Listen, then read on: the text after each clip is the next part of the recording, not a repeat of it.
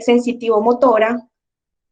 lentamente progresiva con deformidades del pie y que va a llevar a un deterioro en la funcionalidad. Entonces, la enfermedad de Charcot-Marie-Tooth es una de las enfermedades neuromusculares hereditarias más frecuentes, tiene una prevalencia aproximadamente de 1 en 2.500 individuos, generalmente tiene una distribución equitativa entre ambos sexos y afecta a personas de todas las etnias.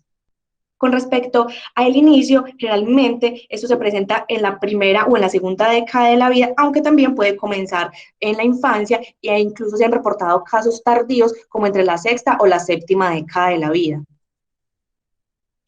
Con respecto entonces ahora a las manifestaciones típicas o clásicas de la enfermedad de Charcot-Marie-Tooth, entonces vamos a tener que la mayoría de los pacientes van a tener una debilidad y atrofia muscular distal que, como les había dicho, va a ser lentamente progresiva y que se va a caracterizar porque inicia en los pies.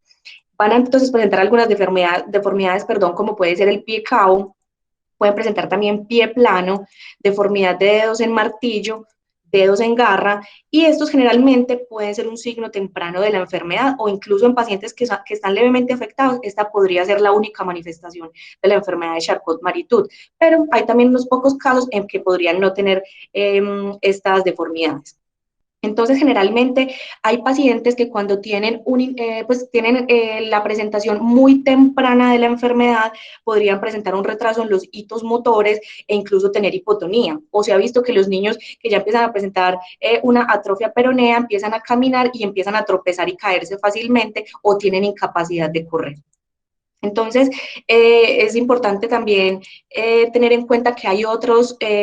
cosas asociadas. Generalmente, entonces, en estos pacientes, los reflejos musculotendinosos van a estar disminuidos o van a estar ausentes. Otra característica que es importante y que es común en ellos es la presencia del temblor, el cual generalmente pues, puede deberse ya sea a la pérdida propioceptiva que ellos van presentando o a la enfermedad como tal.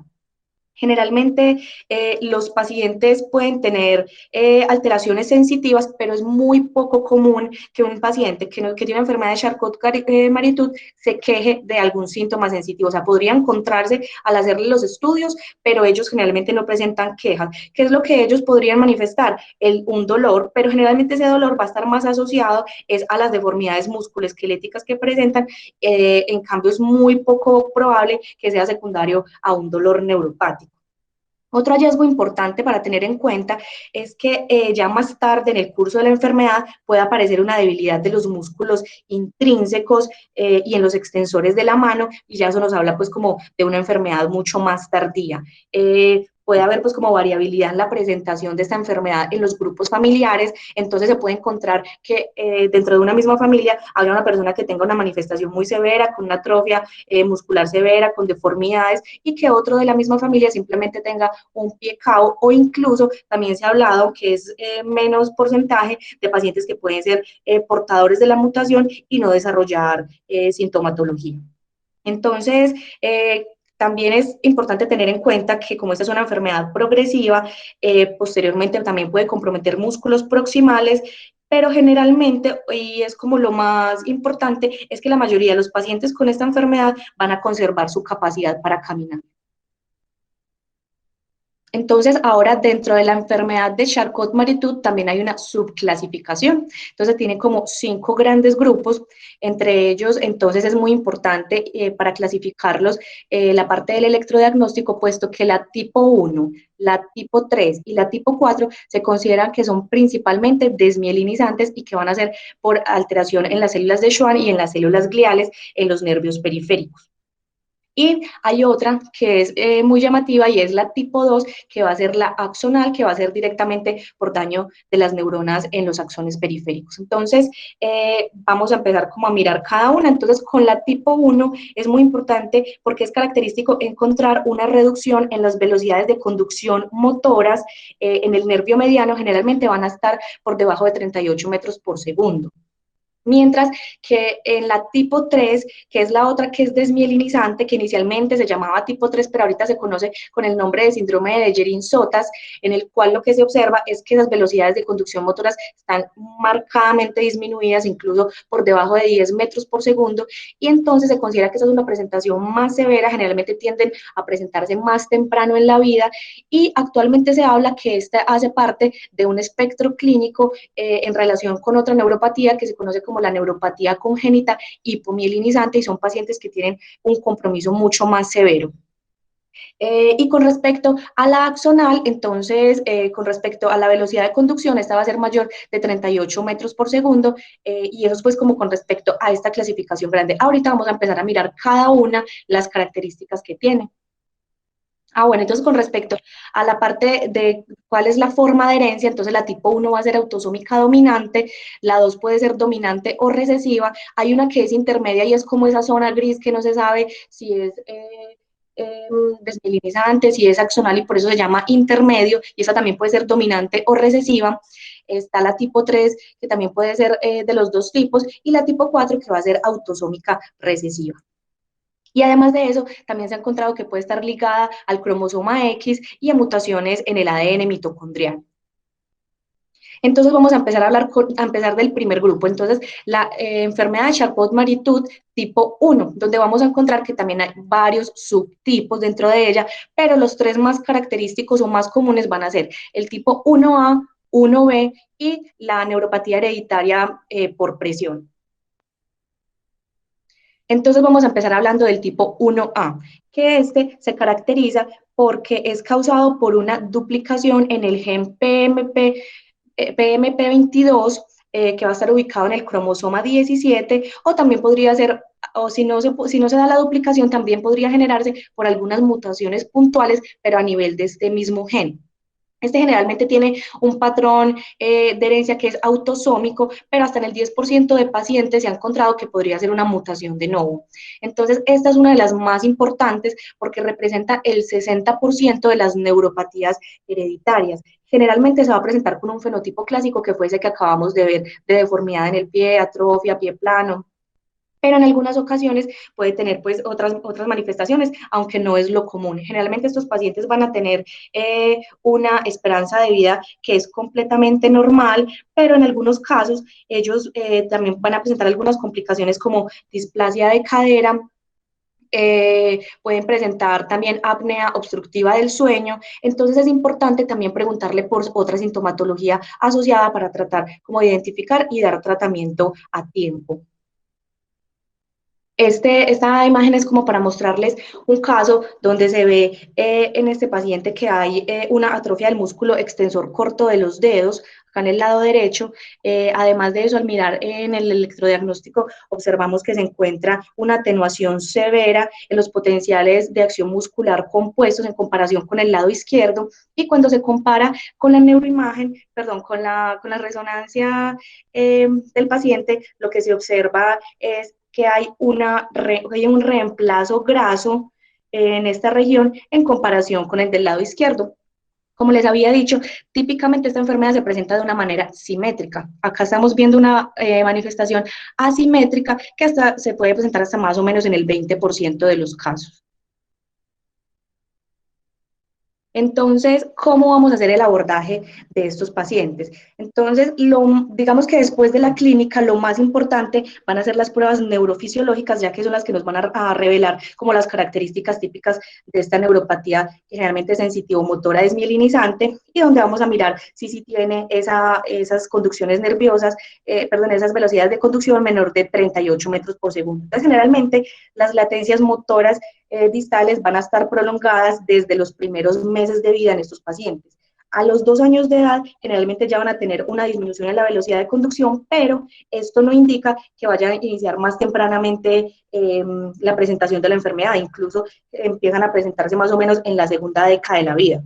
Entonces, eso es como para decir principalmente que una disminución en la velocidad de la conducción no se va a correlacionar ni con la edad de inicio de la enfermedad ni con la gravedad. Mientras que lo que sí se ha observado es que la disminución progresiva en las amplitudes de los potenciales de acción muscular sí se van a correlacionar con la debilidad muscular que manifiesta el paciente, y eso es pues importante tenerlo en cuenta.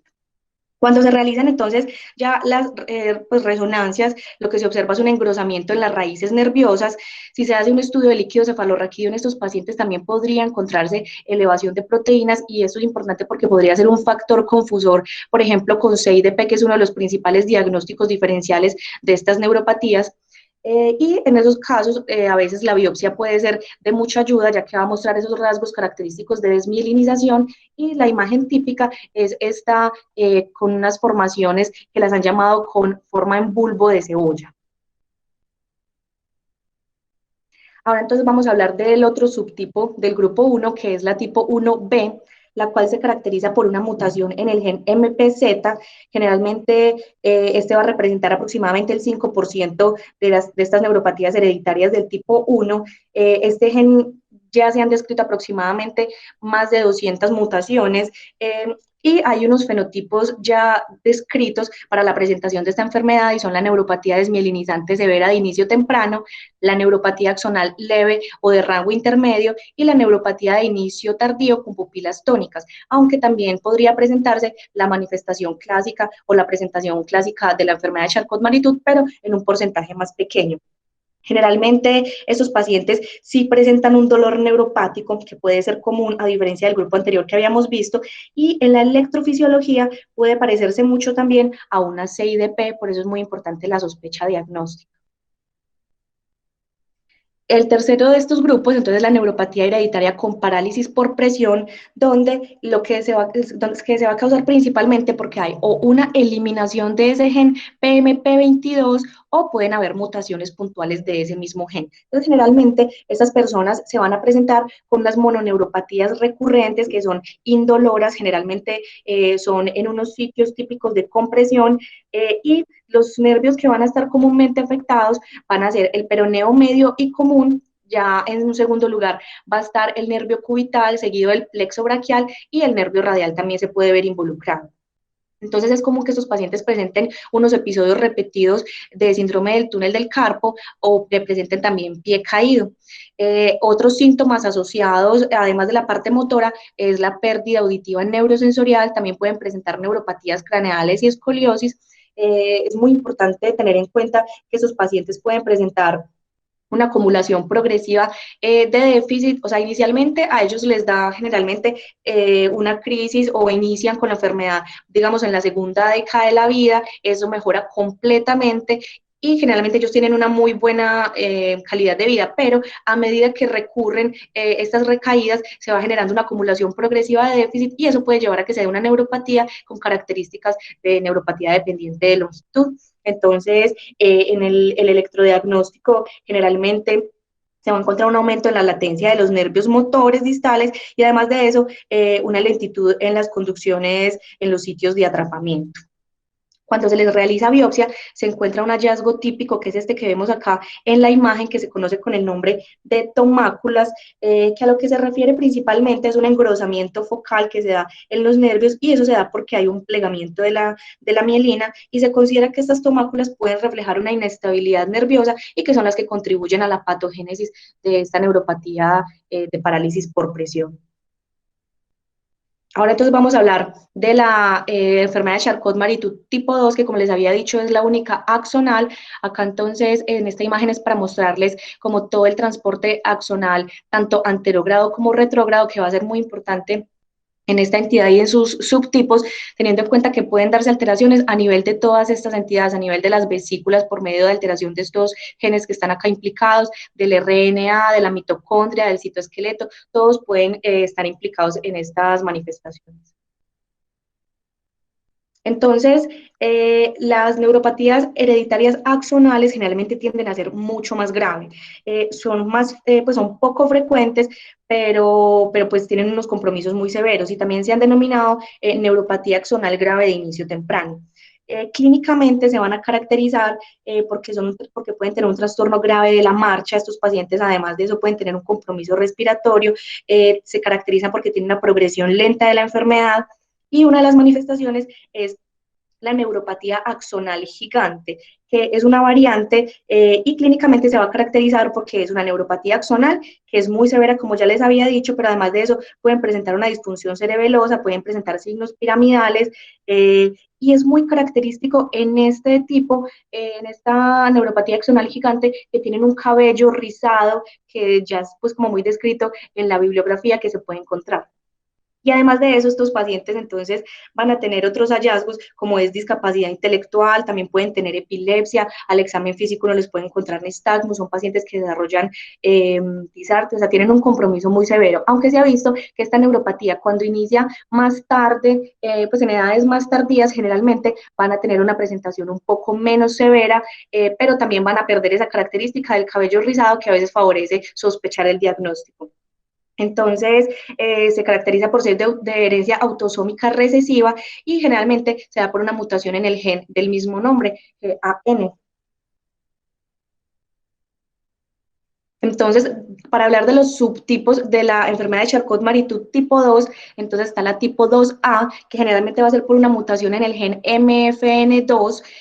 Generalmente, entonces, estos van a representar el 30% de todas las causas axonales. Generalmente es autosómica dominante, pero son 20% de los pacientes también pueden tener mutaciones de nuevo. Esta generalmente se va a presentar en la primera década de la vida y posteriormente, más o menos en la segunda década de la vida, empiezan a tener un empeoramiento en la movilidad que incluso puede llegar a ser tan grave que van a requerir ayudas para poderse movilizar. Dentro de los fenotipos que se pueden presentar, pueden hacer una forma de presentación rápidamente progresiva o pueden tener un fenotipo clásico, pero que, donde tienen una pérdida temprana de la propiocepción y también van a tener una debilidad muscular que va a comprometer tanto la parte distal como la parte proximal y puede asociarse a otros síntomas como atrofia óptica, pérdida auditiva neurosensorial, también pueden tener parálisis de las cuerdas vocales, una debilidad diafragmática y manifestaciones en el sistema nervioso central que van a ser principalmente compromiso en la sustancia blanca, como lo vemos ahí en la imagen, o una atrofia generalizada a nivel cerebral.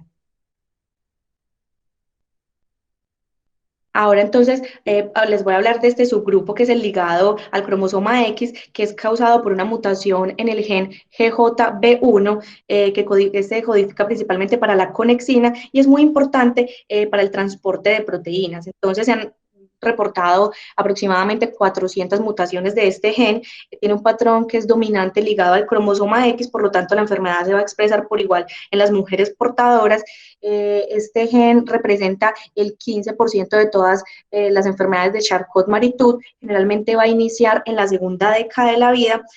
aunque un 20% de las personas podrían presentarlo de una manera mucho más tardía. El fenotipo clínico entonces, que vamos a encontrar va a ser una neuropatía que es predominantemente motora y que va a afectar de una manera muy desproporcionada a los músculos tenares, como vemos acá en esta imagen, donde se ve una apariencia como de una mano partida. Los déficits motores también pueden ir acompañados de algunos síntomas sensitivos y también se ha encontrado que ellos pueden presentar algunas manifestaciones a nivel del sistema nervioso central, principalmente encefalopatía. Cuando se les hacen neuroimágenes se encuentran lesiones en sustancia blanca. Entonces, al hacer electrodiagnóstico, se ha encontrado que ellos pueden presentar características tanto desmielinizantes como axonales, que esto podría causar pues como confusión o incluso le podría hacer pensar a uno que puedan tener una neuropatía inflamatoria adquirida, podría pues como distraernos del diagnóstico. Ahora entonces, con el tipo 4 de las enfermedades de Charcot-Marie-Tooth, en esta entonces se ha encontrado que es una neuropatía desmielinizante, como yo les había dicho, es autosómica recesiva, es muy rara, y generalmente tiene un fenotipo muy grave, inician muy temprano, hay 12 genes implicados que son estos que vemos acá en la tabla y generalmente se da por pérdida de la función en esos genes. Entonces la enfermedad se caracteriza porque puede tener degeneración retinal pigmentaria, además de eso pueden tener una polineuropatía sensitivo-motora que es simétrica, que es progresiva, se puede asociar a un síndrome cerebeloso. En algunos casos los pacientes pueden presentar hipoacusia, incluso pueden presentar cardiopatía, pueden tener cataratas y entre los estudios electrofisiológicos lo que se va a observar es que hay una disminución en las velocidades de conducción, tanto motoras como sensitivas, pues en algunas ocasiones el diagnóstico se va a hacer es por medio de biopsia, donde lo que se va a ver es una desmielinización segmentaria. Con respecto entonces al manejo de la enfermedad de Charcot-Marie-Tooth en general, entonces el pilar del manejo en estos pacientes va a estar principalmente dirigido a mejorar la calidad de vida. Entonces, la idea es como mejorar la funcionalidad, tratar de controlarles el dolor, mirar si el dolor es neuropático, si es musculoesquelético, para tratar de buscar la mejor opción de manejo, tratar también de mirar si el paciente requiere ortesis, si requiere férulas o algún calzado especializado, justamente con el fin de optimizar como la función del miembro que está afectado y pues que el paciente pueda tener una deambulación y tratar de tener pues como una vida completamente normal. Los regímenes de ejercicio, de fisioterapia, de estiramiento, han ayudado, pues lo que se ha visto es que ayudan a mejorar la función, además de eso, reducen la atrofia por desuso y además evitan las contracturas y entonces es favorecedor y se debe recomendar en todos los pacientes. Como ya vimos, no solamente hay un compromiso muscular, sino que puede tener compromiso a nivel de otros sistemas, entonces de acuerdo a lo que se encuentre pues como en el examen físico, a lo que el paciente le refiere a uno, es importante mirar si el paciente tiene disfagia, si hay compromiso respiratorio, si hay que descartar una apnea obstructiva del sueño, o por ejemplo si hay que mirar si el paciente si está refiriendo hipoacusia, entonces pedirle los estudios audiológicos, descartar en todos estos pacientes que no vaya a tener una atrofia óptica. Entonces, todo es muy importante porque en estos pacientes el manejo es multidisciplinario.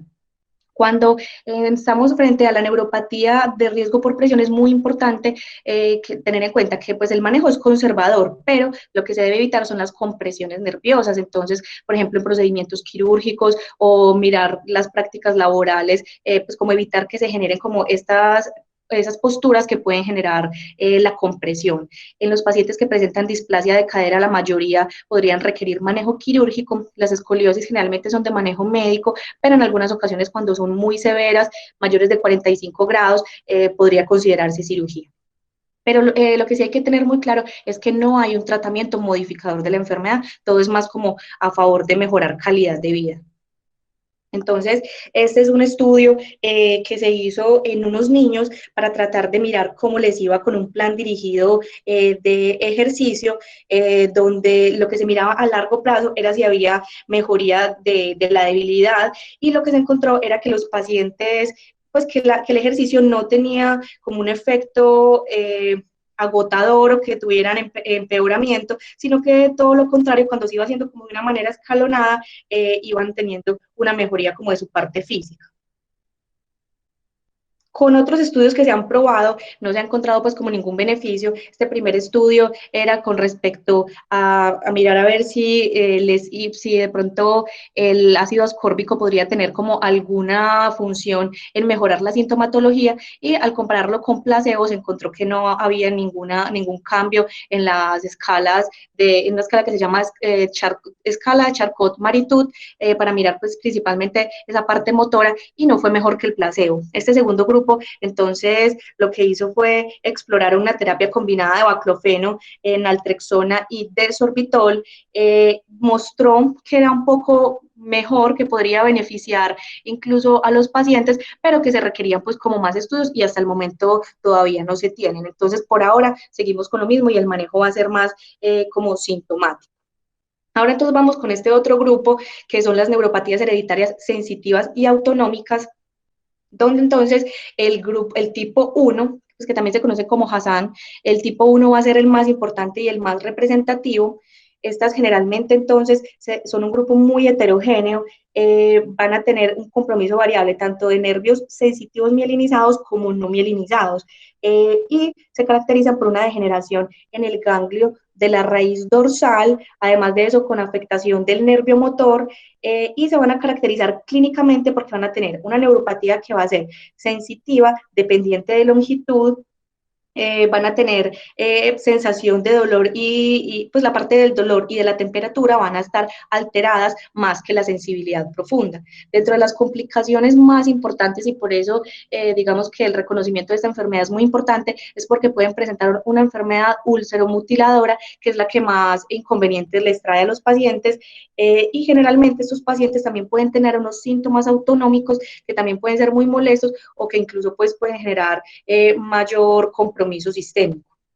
Entonces, acá unas imágenes de ese compromiso o de esa complicación que les decía de la enfermedad ulceromutiladora. Esto corresponde a una paciente de 13 años donde se observa que hay mutilación a nivel de los labios por mordeduras repetitivas, al igual que de la lengua, e incluso pérdida de la falange distal del dedo. Entonces, esas pues como de las complicaciones más temidas y por eso es importante pues como tratar de identificarla. Entonces, hay una, o sea, generalmente es muy variable con respecto a la edad de inicio. Generalmente pueden iniciar o en la primera infancia, pero también se han reportado casos que pueden ser hasta en la octava década de la vida. Generalmente la tipo 1, la tipo 2 y la tipo 3 van a ser de tipo sensitivo axonal, y la tipo 4 generalmente va a tener como una característica principal es que presentan hiperpirexia. Generalmente estos pacientes van a tener una disfunción del nervio motor que es típicamente axonal, aunque también podría observarse algunas características desmielinizantes. Entonces, el manejo en este caso también va a ser preventivo, manejo de esos síntomas autonómicos. Entonces hay que mirar si estos pacientes tienen si tienen hipotensión ortostática, si de pronto tienen disfunción eréctil, pues como mirar toda esa parte de síntomas autonómicos y tratar de darles un manejo, como sobre todo también para manejar la parte de calidad de vida. Entonces, con respecto a manejo, también se han hecho estudios. Este fue un estudio que se hizo con L-serina, tratando de mirar, pues les daban L-serina 400 miligramos por kilo al día, lo comparaban con pacientes a los que les estaban dando placebo, y lo que ellos encontraron es que si se les daba a dosis altas,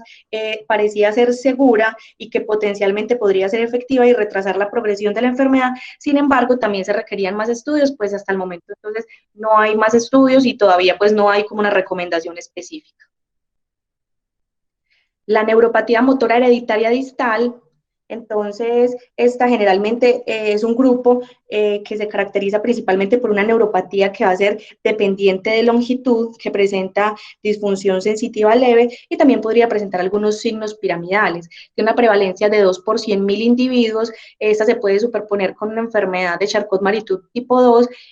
o también con una ELA juvenil. En el 80% de los casos no se identifica esa mutación genética y generalmente esta va a alterar tanto el transporte axonal, perdón, la función de los canales, el metabolismo del ARN y la plegación de las proteínas. Y en esto es muy importante tener en cuenta que el principal diagnóstico diferencial va a ser la miopatía con características distales. Entonces también pueden tener compromiso de las cuerdas vocales y dentro del punto de vista electrofisiológico, entonces van a tener una neuropatía motora axonal con evidentes cambios neurogénicos crónicos, y eso es pues como lo más evidente. Ahora entonces la amiotrofia neurálgica hereditaria, que también es conocida como una plexopatía braquial familiar o una neuropatía del plexo. Entonces esta va a resultar principalmente por una mutación en el gen septin9. Generalmente esta va a estar pues como más relacionada con la alteración del citoesqueleto. Este fenómeno está caracterizado por episodios de debilidad muscular focal y pueden presentar unos síntomas sensitivos. Pueden tener dos formas de presentación. Ellos pueden recuperarse espontáneamente o quedar ya con los déficits fijos. O lo que se ha visto es lo mismo que les decía ahorita con algunas de las otras enfermedades, y es que inicialmente se recuperan, vuelven a su basal, pero a medida que presentan más episodios, estos van como haciendo un déficit acumulativo. Dentro de los factores asociados, he encontrado que hay unos desencadenantes como son principalmente el estrés, las infecciones. Esta generalmente tiene un inicio en la infancia, puede tener algunas características dismórficas y generalmente se afecta más el tronco superior del plexo braquial. Estos pacientes además pueden cursar con debilidad facial y con una disfunción autonómica. Acá entonces algunas de las características, porque además de esto, sus pacientes, como les decía, pueden tener esas características dismórficas, pueden tener entonces baja estatura, pueden tener hipotelorismo orbitario, fisuras palpebrales cortas, el puente nasal largo, pueden tener sindactilia, pueden tener esto que se llama el cutis verticis girata del cuero cabelludo, pueden tener paladar hendido, y son muy importantes porque sugieren que puede haber un compromiso en la embriogénesis, pues que la alteración está desde ese momento. Entonces, es una plexopatía braquial con degeneración axonal y el tratamiento también va a ser más de apoyo, aunque en algunos estudios se han intentado hacer manejos con inmunoterapia, ya sea con esteroides o con una inmunoglobulina, y ha demostrado ser eficaz, pero pues todavía no está completamente recomendado para darles manejo con este tipo de tratamientos. Entonces, esta tablita es como para mirar, porque ya, como pudieron ver, son una cantidad de enfermedades. Entonces, primero mirar, desde el punto, si lo vamos a mirar como desde el punto de vista de síntomas, entonces, si es de predominio motor, vamos a tener la neuropatía hereditaria motora distal. Esa es la que tiene más compromiso motor. Está en toda la mitad, la que es puramente sensitiva, que esa es muy rara, y en el otro extremo vamos a tener las autonómicas. La enfermedad de Charcot-Marie-Tooth tiende a ser como la que está en la mitad, o sea, es sensitivo motora, y de esta se desprenden pues como ya el resto de las enfermedades, donde vamos a tener que las desmielinizantes van a ser principalmente la tipo 1, y esta ya les había dicho que es la más común de todas, generalmente va a representar el 60% de todas las neuropatías hereditarias, seguida del Dejerin-Sotas, que ya es un porcentaje mucho más pequeño y, como les decía, es una presentación más severa que generalmente inicia más tempranamente. Y por último, la neuropatía hereditaria, la congénita de hipomielinización, perdón, que es muchísimo más severa y que inicia pues desde los meses de vida.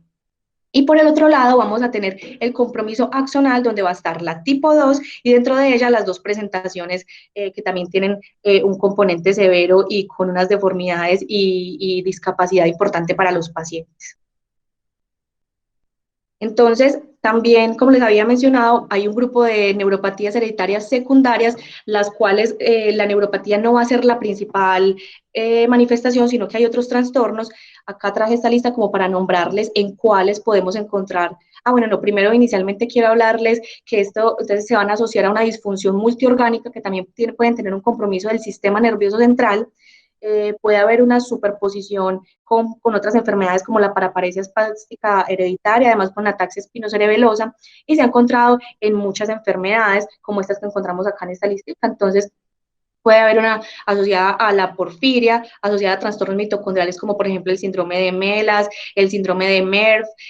también a la amiloidosis familiar, a la leucodistrofia metacromática, leucodistrofia de células globoides, a la adrenoleucodistrofia, incluso a la enfermedad de Fabry, a la enfermedad de Tanger. Es muy importante tener en cuenta que esta podría ser pues también una manifestación de estas otras enfermedades sistémicas. Entonces ahora, como último punto, hablar del enfoque. ¿Cómo vamos a tratar de enfocar a estos pacientes? Lo primero es tener una sospecha diagnóstica, que esa nos la va a dar la clínica. Ya teniendo ese fenotipo clínico que nos hace pensar que el paciente puede tener una neuropatía hereditaria, entonces el segundo punto muy importante, como les había dicho, son los estudios de neuroconducción, ya que estos son los que nos van a ayudar primero a tratar de confirmar el diagnóstico y segundo, a tratar de clasificarla. Y ya teniendo estos que nos indiquen si es desmielinizante, si es axonal y nos lleve pues como hacia alguna de estas enfermedades que ya acabamos de ver, se deben hacer los estudios genéticos, donde se recomienda tanto hacer la secuencia de Sanger como una secuenciación de siguiente generación, que en realidad esta es la que más se recomienda, que es porque nos permite una secuenciación mucho más rápida. Hay unos paneles genéticos como más extensos, incluso se puede hacer el exoma completo, y eso ha permitido pues la identificación de muchos genes que previamente no se conocían.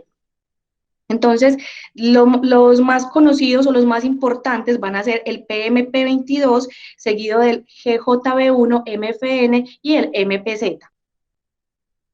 Y en esta página uno puede meter los datos del gen implicado, y ellos le ayudan a uno como dándole la parte clínica, electrodiagnóstica, como tratar de hacer pues como el enfoque.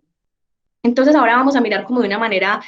más grande, entonces cómo podríamos enfocar a esos pacientes. Entonces lo primero, si yo tengo un paciente que tiene una historia familiar, donde han tenido deformidad en los miembros inferiores o alteraciones para la marcha, que tienen esto, pues como mi paciente tiene un inicio, por ejemplo, temprano de la enfermedad, que es lentamente progresivo, tiende a ser simétrico, que puede ser más de predominio distal, y yo sospecho que pueda ser, pues todo esto me hace sospechar que sea de origen hereditario. Entonces lo primero es tratar de pensar de acuerdo a la clínica, mirar si puede ser un compromiso motor, sensitivo, y pedirle entonces el primer gen, que es el PMP22, tratando de buscar si hay eliminación, si hay duplicación o si hay una mutación puntual, porque como les había dicho, este es el más importante, o sea, con este podemos diagnosticar la mayoría, entonces se pide este inicialmente. Ya si este es negativo y yo pienso, pues si este me sale negativo, yo sigo pensando que puede ser este compromiso, entonces ya debo a pedir en los paneles o pedir el exoma completo. Igual que en los pacientes en los que yo sospecho una enfermedad de Charcot-Marie-Tooth tipo 1, si yo tengo las características electrodiagnósticas que me muestran desmielinización y además de eso me sale negativo, también debo pedir el exoma completo. Y si es la tipo 2 y también me salen negativos estos, que serían los que yo esperaría encontrar, también se debe pedir el exoma. Entonces, inicialmente se pide el PMP22 y si este sale negativo, pero la sospecha sigue siendo muy alta, entonces debo pedir ya unos estudios mucho más avanzados que nos permiten estudiar otros genes que también podrían estar implicados. Entonces, en los pacientes también cuando nos quedan dudas podemos solicitar la biopsia, que podría ser de mucha ayuda cuando encontramos pues como esas características como la forma de cebolla, como esa tomácula que también está pues muy bien descrita. Sin embargo, en nuestro medio aún no hay todavía pues como unos laboratorios que se encarguen o que tengan mucha curva con respecto a esto. Entonces, todavía necesitamos mucho de la parte genética y del electrodiagnóstico para hacer para diagnosticar esta enfermedad. Entonces, como conclusiones, lo más importante es tratar de sospechar las neuropatías hereditarias en pacientes con inicio temprano que tienen compromiso en la familia. Generalmente la clínica va a ser pacientes con debilidad, con deformidad en miembros inferiores que van a ser simétricos y que son de inicio muy temprano. Siempre a todos los pacientes que tengan una neuropatía se les debe preguntar sobre el antecedente familiar de compromiso neuromuscular. Además de eso, entonces, lo más importante es que el diagnóstico se basa en la clínica, en el electrodiagnóstico y en los estudios genéticos. Lastimosamente, pues no hay un tratamiento específico para parar la enfermedad, pero va dirigido a mejorar la calidad de vida, que esos pacientes puedan hacer su vida normal, a que puedan caminar sin tener tanta dificultad, pero entonces los estudios genéticos nos van a ayudar mucho desde el punto de vista de pronóstico para hacer una asesoría genética, porque como vimos, algunas de ellas pueden tener un compromiso muy marcado, con unas debilidades, con unas deformidades muy severas, entonces termina siendo importante desde este punto de vista. Eso era como todo lo que tenía para contarles, muchas gracias.